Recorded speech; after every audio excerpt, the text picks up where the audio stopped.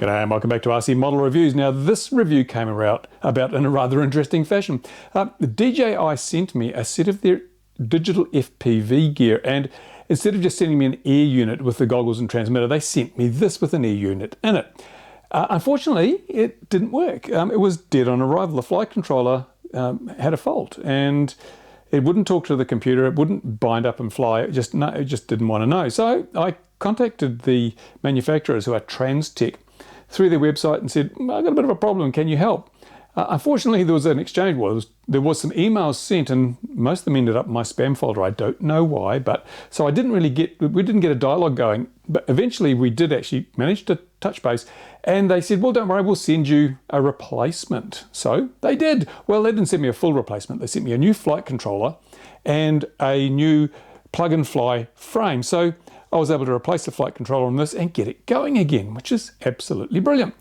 So today I'm going to be reviewing it. And I've got to say, this is the second time I've reviewed this product. I did a review, and it was, during the process of the review, I changed my mind about what this quad actually is. I thought, yeah, it's one of these little cine quads. It's a quad that you use to, like some of the ones I've been reviewing recently, but it's a digital one, and it enables you to get out there and get close-up shots of things, and it's safe. It's got prop guards on, and it's small and light. In fact, they say less than 200 grams. We'll check out that claim in a moment. But yeah, I thought, it's a cine quad, but actually no, it's not. It's not a cine quad for a couple of reasons, some good, some bad. But it is a fun quad. I filmed the review yesterday, and I wanted to get some additional footage because I'd done some sort of, tried to get some cinematic shots with it. And to be honest, I wasn't getting, my wheels weren't spinning. I wasn't being totally thrilled. So then today I thought, well, I'll get some other footage. I'll go down to the local park and do some flying through the playground equipment. And suddenly I realized what this quad is for. It's not for moving around slowly and getting cinematic shots. It's about flying, fast and low and shooting gaps and all the things you do with a normal quad, but you do it digitally, and it just made the experience so much more fun. I flew around the park. There was not a single glitch in the video. It was perfectly crystal clear, only 25 milliwatts. I haven't upgraded the air unit to the 700 milliwatt version.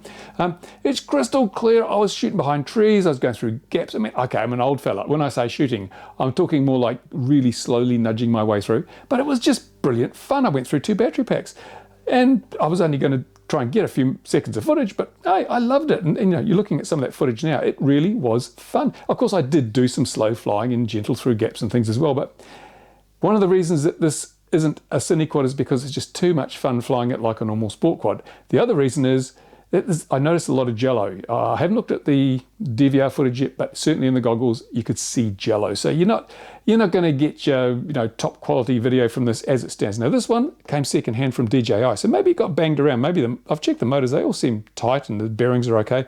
So I don't know where the jello's coming from, but there is some jello there. But hey, you don't give a damn when you're just out there flying and having fun, and that's what this thing is for. So I love it. I really do love it. I changed my mind in 24 hours because I simply flew it differently. So, that's one of the reasons sometimes I get things for review and they sit around here and I use them for a long time before I review them. And my reviews may not be the first on the block, but I like to think these days I'm putting a little more time and effort into my review so that you don't just get the first impression, because first impressions are sometimes deceptive, and first impressions of this were not really good. Now, I'm loving it. I take it home every night. I go down to the park and have a ball. Brilliant fun.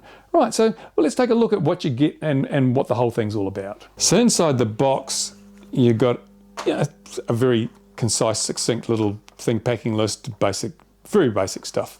Most people won't need that. You'll know what you're doing. And the actual, this is, they say, the plug and fly. You've got to provide your own air unit.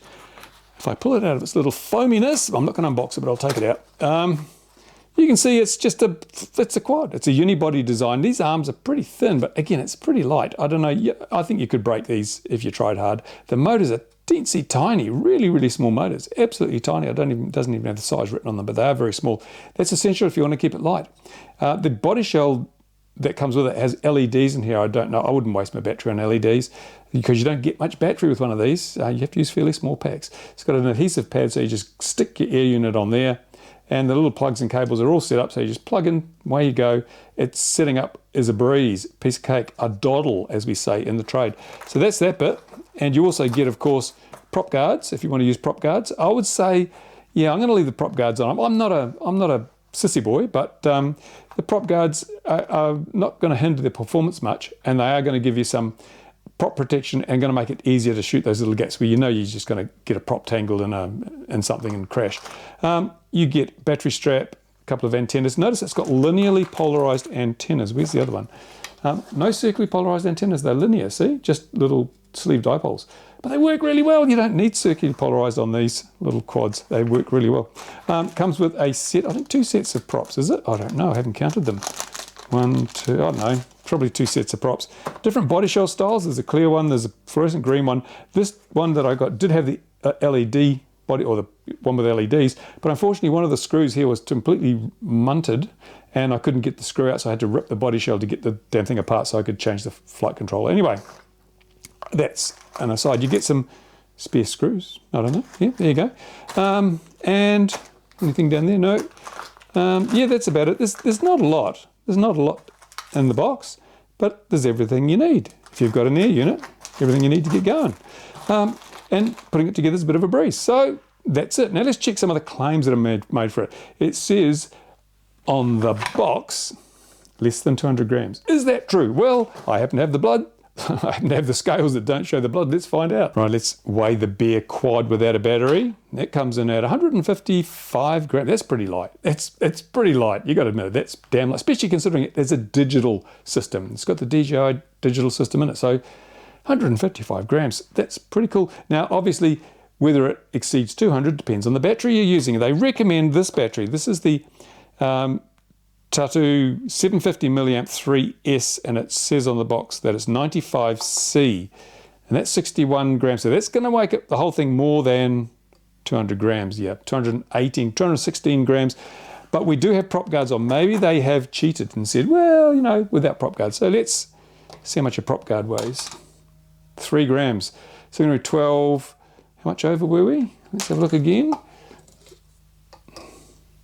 Oh, it may just squeeze in. It may just be under 200 grams if you take the prop guards off and you use the recommended 750 milliamp battery. So yeah, we'll let him have that one. But if you're going to fly it with the guards, it's over 200 grams. Why is that important? Well, because you have to register this in Japan if you had the guards on, but you wouldn't if you had the guards off. Now, the other thing is, I say that's the recommended battery. I think I read somewhere 7 minutes. Dreaming. You're not going to get 7 minutes on that, but seriously, I don't know how you'd do that. Maybe if you're flying downhill. But other battery I bought for this was a 650 milliamp China Hobbyline battery. And how much does that weigh by comparison? So that's 66. That's 60. So this is actually, what is it, 100 milliampere hours less, but it weighs a little bit more. I don't believe it. This battery gave me almost exactly the same time as that battery. So I never believe the labels on batteries. The China Hobbyline battery, I mean, look, it's basically the same battery, same size, maybe a little bit larger even than the Tatu. I don't think really that this could be a 95C battery if it's that size. I could be wrong, but hey, this battery, it flew fine and it flew the same amount of time. So yeah, don't have to be fussy about batteries. It says 3 cells is the preferred battery size. You can run 4 cells, and it says you can run 5, but do it at your own risk. And I think, well, let's face it, everything you do with a product you buy from China is at your own risk. I don't see them stumping up warranty if your catches on fire for whatever reason. So yeah, but 650 to 750 milliampere hours and 3 or 4 cells. That's what I'd say to go with. It's not sprightly on 3 cells. It's not gonna, it's not gonna get your adrenaline flowing in terms of punch out and so forth, but it is a really nice, smooth ride. On 4 cells, got a lot more poke, as you would expect, but you don't get longer flight times because you just tend to use more power. It's, if you've got more power, you'll use it. So I kind of like cruising on 3 cells around the park. Really, really brilliant fun. So yeah, that's it. That's basically the claims. We've tested and that seems to meet them. Now, of course, got an XT30 connector. The design's quite nice. We've got the flight controllers in here. It's got a USB-C connector on the flight controller. That's a little unusual, but it's really good because USB-C is nowhere near as finicky as micro USB. It's got a 4-in-1 ESC buried deep in the guts down here, and the air unit sits on the top. And there's your camera. It's got a TPU camera protector, which is quite a good idea. TPU buffers out the sides here, so if you're having head-on collisions, it's much less likely to damage your expensive air unit camera.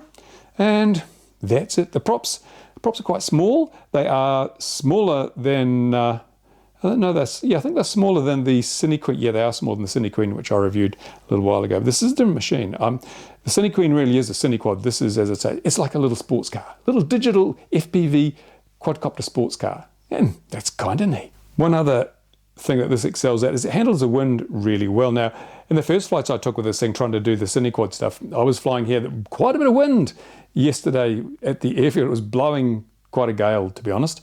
And I did my test, the same test I did with the Cinequeen. I hovered by the windsock, so you could not only see how well it flies, but also you could see the level of wind involved. And it was pretty good. It may not be quite as good as the Cinequeen, but it could have just been a slight difference in the wind. But it was holding its position reasonably well. And I went up, buzzed the tower. You always got to buzz the tower. And again, it was very confident flying this because, of course, the digital system makes it just so much easier to fly with accuracy and precision. Not that I've ever been known for doing either of those two things. But yeah, it certainly is it's an all-weather quad. You could fly it in a gale. It doesn't really notice the wind very much at all. So let's summarize it. Would I buy this thing? Yeah, I think I would. I had so much fun. I really did. And ultimately, when I do these reviews, unless the product's got glaring products, and maybe you don't like the jello. I mean, I don't like the jello. Maybe it's just this one. I don't know. But if jello's going to be a game changer for you, if it's going to be a definite no-buy, well, what I'm going to plan to do is build up that other frame that's in there, just in case this is got a problem. And then I'll do a future follow-up review you can see for yourself. But I'd say if you just want a quad that lets you sort of explore places, go places with all the benefits of digital, and which is small and doesn't have to be licensed, registered, even in Japan, then this thing's got a lot going for it. It really does have a lot going for it. I've seen other reviews, people say the tune's not very good on 4S, but hey, that's why you've got PID adjustments. You can tune it yourself if you want to, but it's more than adequate for a person of my skill and experience to fly around, and I love it. It's great, it's fantastic. It's going to be another everyday fly for me. It's going to go home with me and go out the park just about every evening now. The summer is almost here. So that's it. Yes, I'll put a link to the sort of TransTEC website in the description of this video. Now, not an affiliate link. I don't make a bean. I don't care if you buy this thing or not, but I think you'll have fun if you do. So if you're looking for something, hey, it is an option, certainly an option to keep on your list of possibles. And stay tuned because I will be flying this more on the XJet channel. Remember, virtually all the products I review, I use on XJet. So go over there and you'll see them actually being really used. This may become the new rescue quad. I don't know. It may become the new rescue quad. If it does, you'll see a lot more of it. In the meantime, thanks for watching. Thank you to my Patreon supporters. You're very important. You make it possible for these videos to continue. And it's time for me to get back to the bench. So bye for now.